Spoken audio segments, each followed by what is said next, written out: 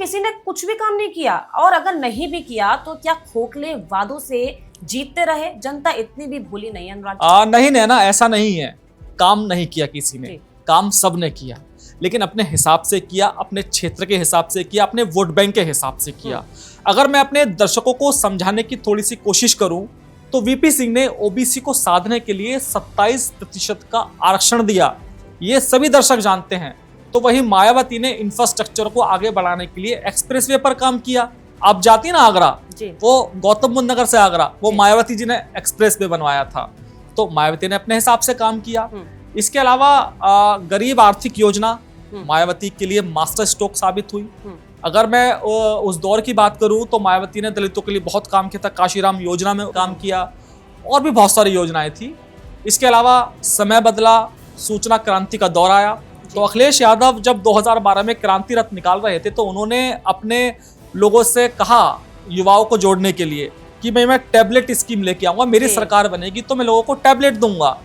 तो उसके बाद उन्होंने अपने हिसाब से रणनीति बदली और काफी हद तक अखिलेश यादव की रणनीति सफल भी रही। तो अभी तक बसपा और समाजवादी पार्टी ही चर्चा में है, आपने बीजेपी का जिक्र नहीं किया अभी तक। दरअसल नैना, बीजेपी का जिक्र ना हो ऐसा तो देखो हो ही नहीं सकता।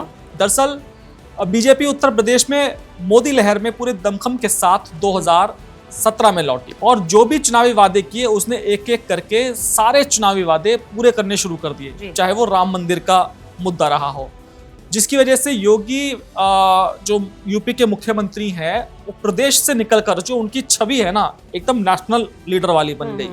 आप किसी यूपी से निकलकर किसी आप दूसरे प्रदेश में जाओ, योगी की एक अलग ब्रांडिंग आपको मिलेगी।